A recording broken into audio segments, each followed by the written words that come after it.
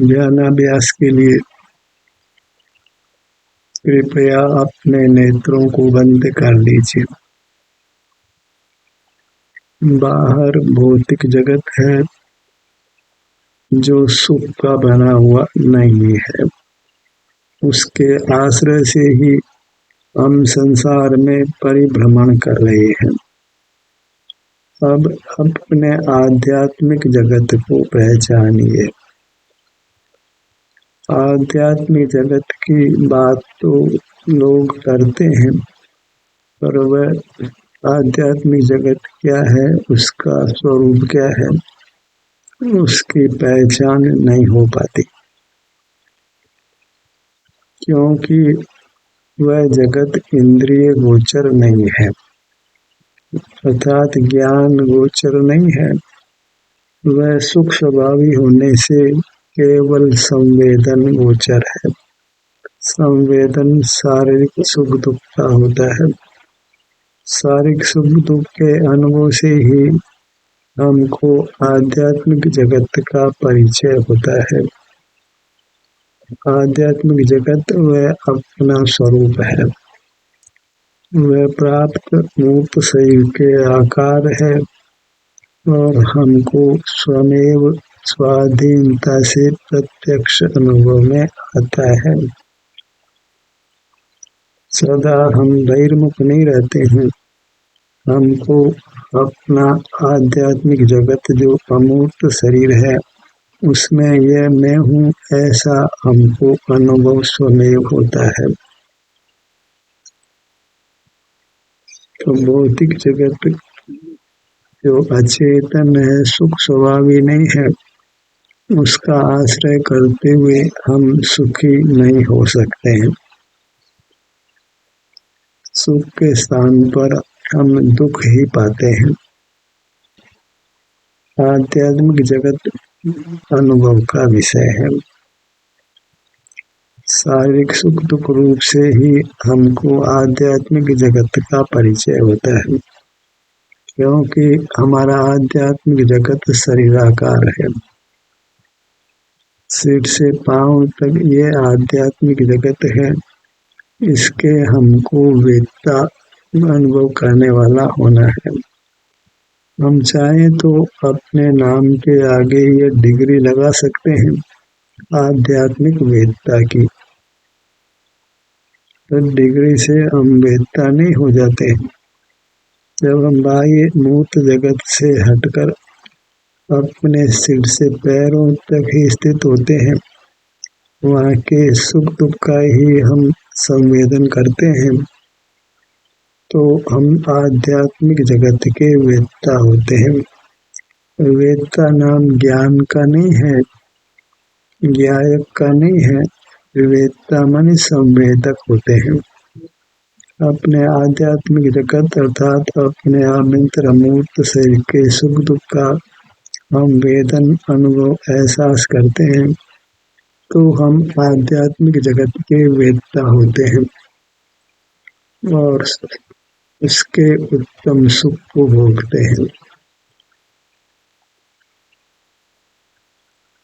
काम तो अत्यंत सुगम है, पर जो हमको मूर्त जगत का व्यसन हो गया है, उसके बिना जीवन नहीं लगता है। इस अचेतन उद्गल के सारे हम जी रहे हैं, इसके बिना जीवन नहीं है। ऐसी स्थिति हमने बना ली है। ये अचेतन होकर हमको जीवन में निमित्त हो रहा है।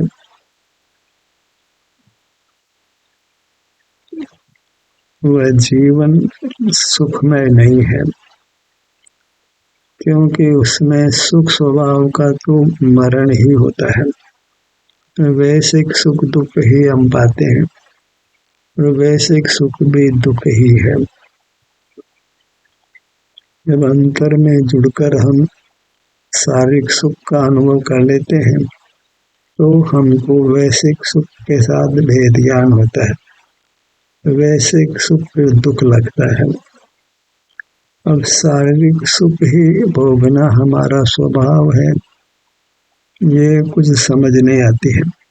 शारीरिक सुख के नाम से ये समझते हैं कि हमारा शरीर गोरा है, सुंदर है, यही शारीरिक सुख है। पर वास्तव में अपने शरीर में वेदना का नहीं होना, सुख का अनुभव होना, वह शारीरिक सुख है। कोई युवा लड़की अति सुंदर हो पर कैंसर की घोर पीड़ा झेलती हो तो उसकी सुंदरता का कोई मूल्य नहीं है, वह सुख नहीं है। भले ही शरीर सुंदर नहीं हो पर स्वस्थ हो तो हम सुख का अनुभव करते हैं। शरीर कब स्वस्थ होता है? जब मूर्त जगत का आश्रय छोड़कर अपने अमूर्त शरीर जो सुख स्वभावी है उसका संवेदन करते हैं, और वह शारीरिक सुख रूप से ही अनुभव में आता है कि मेरा शरीर सुखद है, स्वस्थ है, इसमें कोई पीड़ा नहीं है, और ये तो महान उपलब्धि है।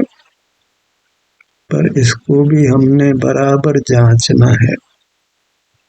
शरीर से ही निरंतर युक्त रहे और निरंतर सुख का ही अनुभव होता रहे तो ये माना जा सकता है कि आपके शरीर में कोई दुख नहीं है।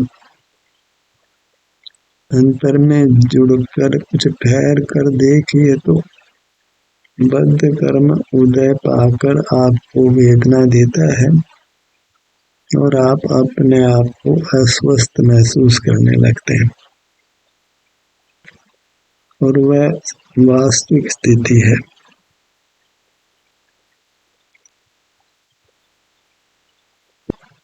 वेदना का नहीं होना, भले ही हम अपने शरीर पर लगातार बने रहें, वेदना नहीं हो और एकांत सुख का अनुभव हो तो हम स्वस्थ माने जा सकते हैं, और वह स्वास्थ्य की स्थिति क्रम से ही प्रकट होती है। अंतर में अपने आभ्यंतर अमूर्त शरीर से जुड़ते हैं तो प्रकट ही जहाँ संवेदना होती है वहाँ हमारा ध्यान जाता है। विशेष दुख की या विशेष सुख की स्थिति, सुख की स्थिति तो इतने शीघ्रता से पकड़ में नहीं आती है, पर वेदना की स्थिति तो तत्काल ही अनुभव में आती है, और वह अनुभव मोक्ष मार्ग कहलाता है, क्योंकि उस अनुभव में हम वैश्विक सुख दुख नहीं भोगते हैं जो सकल दुखों का कारण है। वैश्विक सुख भोगने का या वैश्विक दुख भोगने का अंत विरस होता है, चाहे विषय संबंधी सुख भोगे या दुख भोगे, दोनों स्थितियों का नाम आर्त ध्यान है और उससे जीव की दुर्गति होती है, कष्टों में पड़ता है। कष्ट नहीं चाहिए तो हमको अपने आध्यात्मिक जगत जो सुख का बना हुआ है, सुख स्वभावी है, जिसका विस्तार मूर्त शरीर के बराबर है, उससे जुड़कर रहना है।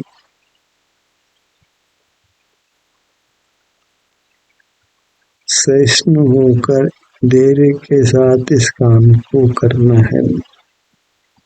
लौकिक उपलब्धियों का कोई उत्तम फल नहीं। वास्तव में बाहर का कोई पदार्थ हमको मिलता ही नहीं, बाहर में हमारा कुछ कर्तृत्व भी नहीं है।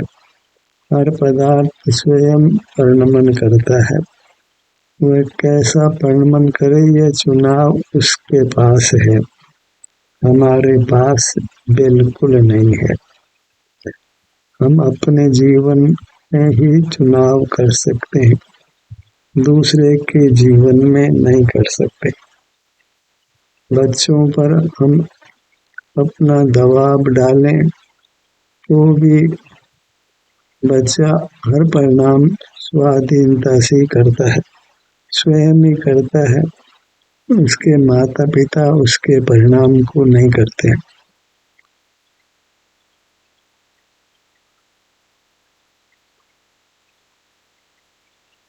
अब अपने ध्यान को अपने विभिन्न अंगों पर लाइए। अंगों के नाम का विकल्प करके उस भाग पर अपने ध्यान को लाइए। उद्गल का आकर्षण इतना ज्यादा है कि बीड़ी सिगरेट पीने का, कि चाय पीने का, कि कोई शराब का या अन्य किसी बुरी आदत का व्यसन इतना भयंकर नहीं है जितना भयंकर उद्गल का आलम्बन है। सामान्य पने से जब हम उद्गल के आश्रित जीते हैं तो फिर हम संसार की सब गतियों में परिभ्रमण करते हैं, सब योनियों में जन्म लेते हैं, सर्वत्र जन्म लेकर मरते हैं, सब प्रकार के रोगों को भोगते हैं। तो कैंसर हो कि डायबिटीज हो कि किडनी हो कि प्रोस्टेट हो कि सिर दर्द हो कि नेत्र पीड़ा हो और हजार प्रकार के दुख होते हैं। उसका कारण मूर्त पदार्थों के आश्रित जीना है। मेरे हम भोजन का करें, वस्त्र का करें, कि मकान का करें, कि पंखे कूलर आदि का, एसी आदि का, वाहन आदि का उपयोग करें, वह सब भौतिक जगत का आलम्बन है और उससे हम संसार में नाना दुखों भोगते हैं। जिनको जीवन की अनिवार्यताएं मानते हैं, उनके बिना जीवन नहीं है। भोजन नहीं करें तो मर जाते हैं, प्यास में पानी नहीं पिए तो मरण हो जाता है। तो हमको जीवन के लिए भौतिक पदार्थ अनिवार्य लगते हैं और इस प्रकार हम भौतिक जगत का ग्रहण करते ही रहते हैं और दुख पाते ही रहते हैं। जीवन की अनिवार्यताओं से कैसे अपने को मुक्त करें? रोटी, कपड़ा, मकान और इसी प्रकार की अन्य अनिवार्यताएं जिनके बिना हमारा जीवन नहीं चलता है। तो जिनके बिना जीवन नहीं चलता है, उन्हीं के बिना जीवन को चलाना है। वही ध्यानाभ्यास करता है। जिनके बिना जीवन नहीं है, उनके बिना जीना है और यही करने योग्य कार्य है। लोग के जीव जिन पदार्थों का सेवन नहीं करते तो मरण को प्राप्त हो जाते हैं, पर हमको ऐसी स्थिति लाना है कि उन पदार्थों का ग्रहण नहीं करने पर हम मरते नहीं है, निर्वाण को पाते हैं। कोई भोजन पानी नहीं ग्रहण कर मर जाता है, और कोई भोजन पानी ग्रहण नहीं कर परमात्मा हो जाता है। इस पहले को हमने सुलझाना है।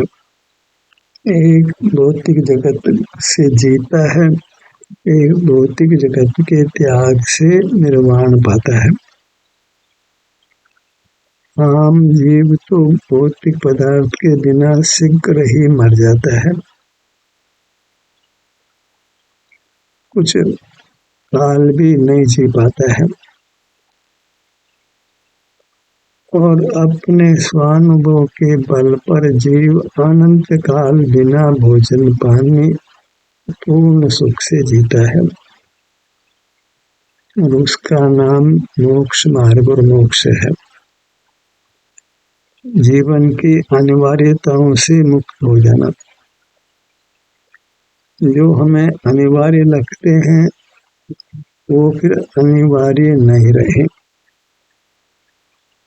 तो उसी का नाम धर्म है, अनिवार्यताओं से अपने को मुक्त कर लेना।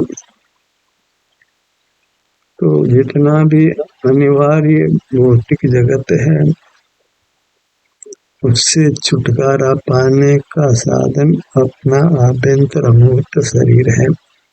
उसके अनुभव रूप होकर हम सकल बाह्य पदार्थों की आवश्यकताओं से हमेशा हमेशा के लिए मुक्त हो सकते हैं। धन की आवश्यकता से मुक्त होते हैं, जन की आवश्यकता से मुक्त होते हैं, इंद्रियों की मन मस्तिष्क की आवश्यकता से हम मुक्त होते हैं। मन को तो हमने कभी देखा नहीं है, वैज्ञानिक भी उस तक नहीं पहुंच पाए हैं, पर मस्तिष्क का कार्य तो प्रकट ही भाषित होता है। तो बिना इंद्रियों के, बिना मस्तिष्क के, बिना भोजन पानी के भी उत्तम जीवन हो, उसके लिए हमको बाहर का देखना जानना छोड़कर अपने में होने वाली संवेदनाओं के आश्रय से जीना है। एक तरफ भीतर संवेदनाएं हैं, बाहर रोटी कपड़ा मकान धन नाना भौतिक सुखों का अंबार है, और हमने चुनाव करना है। ये एक स्व संवेदन मात्र तो हमको अनंत काल के लिए परमात्मा बनाएगा, और भौतिक जगत का आश्रय वह हमको एक केंद्र में ले जाकर अनंत काल जैसा अचेतन जैसा रखेगा। भौतिक अनिवार्यताओं को अनिवार्यताओं की लिस्ट से हटाना है।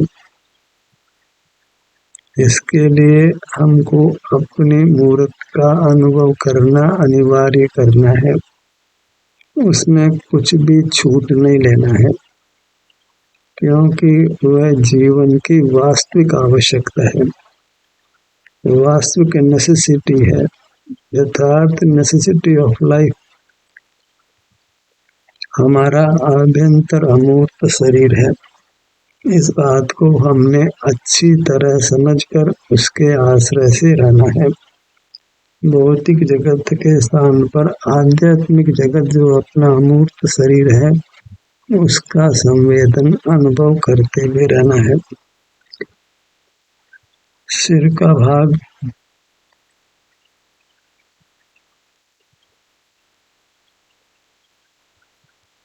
और अंग का नाम मन में लीजिए और वहां अपने ध्यान को ले जाइए।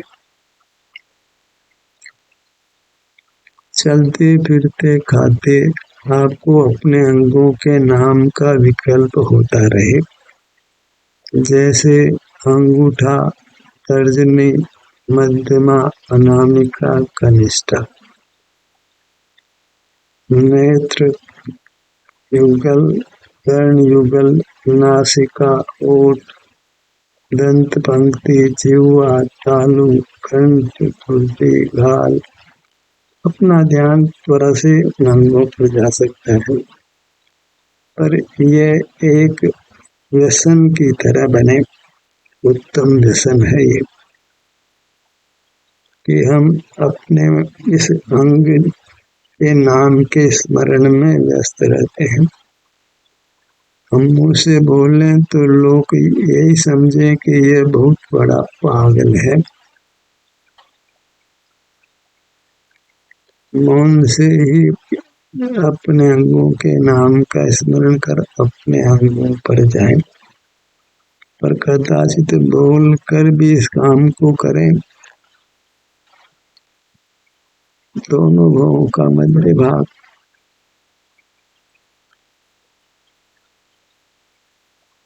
ये अंग हैं, ये नित्य हैं, अमूर्त हैं और सुख स्वभावी हैं।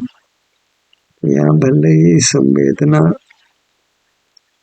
अन्य प्रकार की भी होती हो, ये तो एक टेम्पररी फेज है।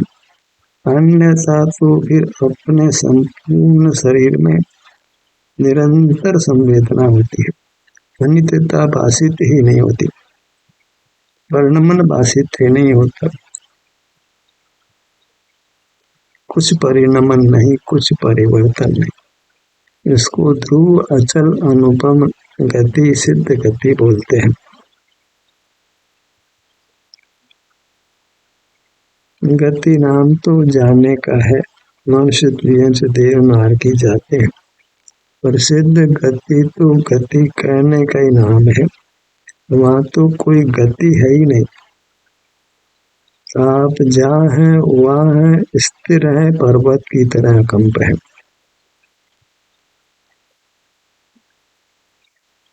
बाया कान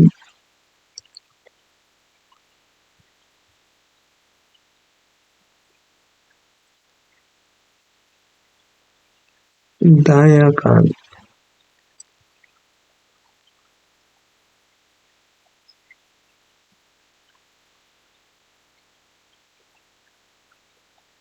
प्रकट ही हमको ये अनुभव होता है कि मैं कल भी था, परसों भी था, बचपन में भी था।